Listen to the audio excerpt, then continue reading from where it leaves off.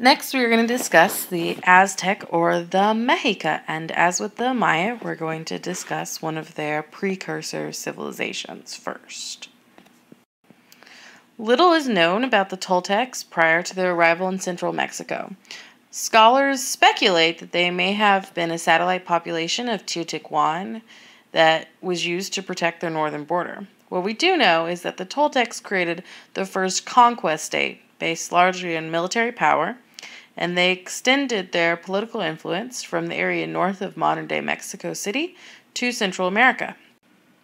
In 968 CE, Tula, the Toltec capital, was established, and it was constructed in grand style.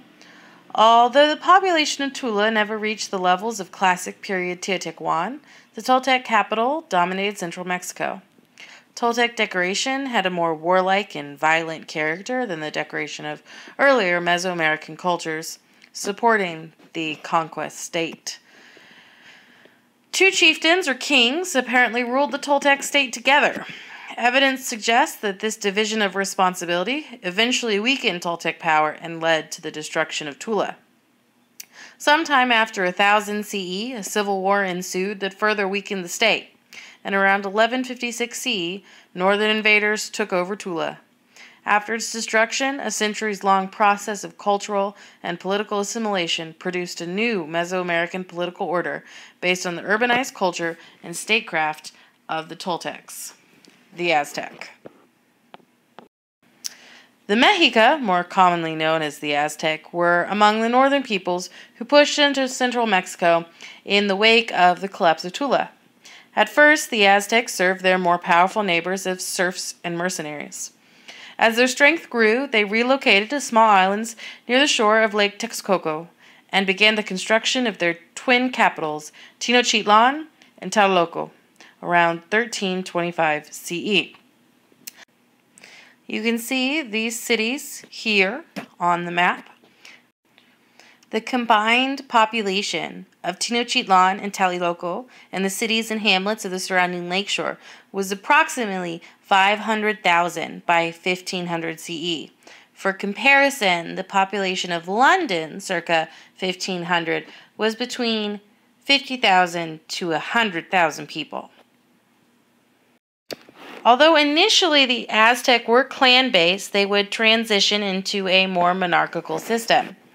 Aztec rulers did not have absolute power, and royal succession was not based on primogeniture. Primogeniture being oldest male inherits.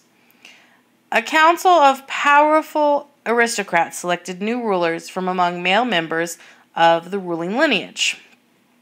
Once selected, the ruler was forced to renegotiate the submission of tribute dependencies and then demonstrate his divine mandate by undertaking a new round of military conquests. The Aztecs imposed a tribute system on conquered peoples, which helped relieve some of the pressure of Tenochtitlan's growing population. 1/4 of the Aztec capital's food requirements was satisfied by tribute payments of maize, beans, and other foods sent by nearby political dependencies.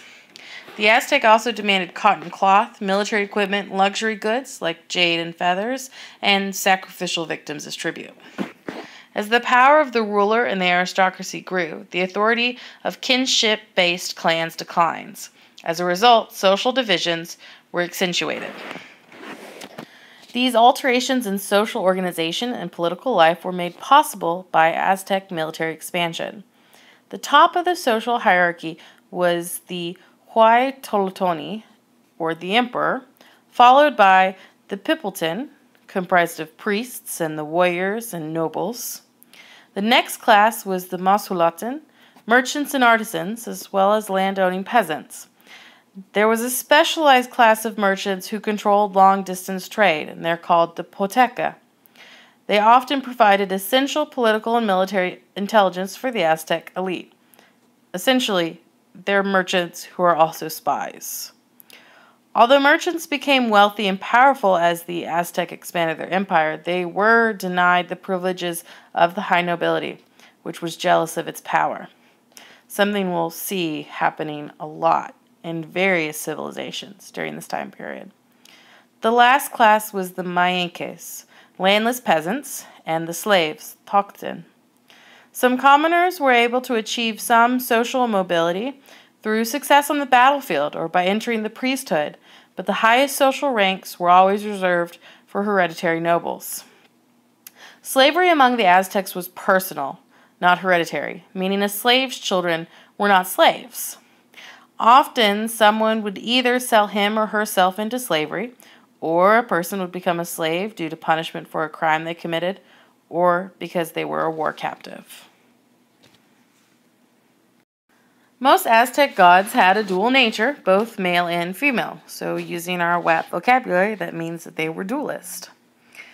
The major contribution of the Aztecs to the religious life of Mesoamerica was the cult of Huitzilopochtli, the southern hummingbird. You can see him on the screen. Originally associated with war, eventually Huitzilopochtli would come to be identified with the sun. The Aztecs believed that Huitzilopochtli required a diet of human hearts to sustain him in his daily struggle to bring the sun's warmth to the world.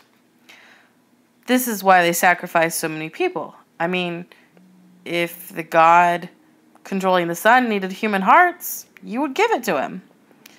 War captors were the preferred sacrificial victims, but large numbers of criminals, slaves, and people provided as tribute by dependent regions were also sacrificed. Now, human sacrifice had been practiced in Mesoamerica previously, but the Aztecs and other societies of the late post-classical period transformed this religious ritual by drastically increasing its scale. Tenochtitlan was architecturally dominated by a great twin temple, the Templo Mayor. It was devoted to Huitzilopochtli, who we have talked about previously, and Tlaloc, the rain god, symbolizing the two bases of the Aztec economy, war and agriculture. Another important deity in Mesoamerica and among the Aztecs was Quetzalcoatl. Quetzalcoatl is a flying serpent who is the boundary marker between earth and sky. Among the Aztec, Quetzalcoatl was also a priestly title carried by the top priests at the Templo Mayor.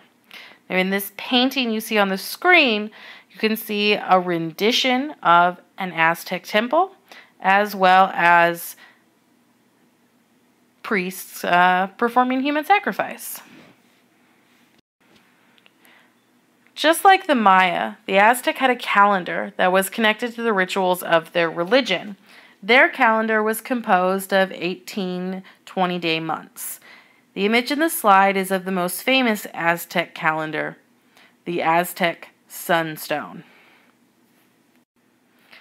Another similarity between the Maya and the Aztec is the use of the ritual ball game, which comes from the Olmecs, the mother culture of Mesoamerica.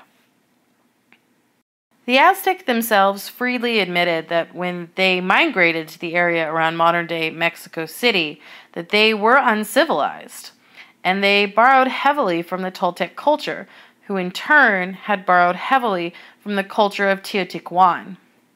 One of these borrowed elements was the Chinampas. Remember, we talked about them in the Maya lecture. Now, the Aztec did not invent Chinampas, but they did use them to a greater extent than previous civilizations. Now, Chinampas are sometimes referred to as floating islands. Really, they were artificial islands that were used to grow crops.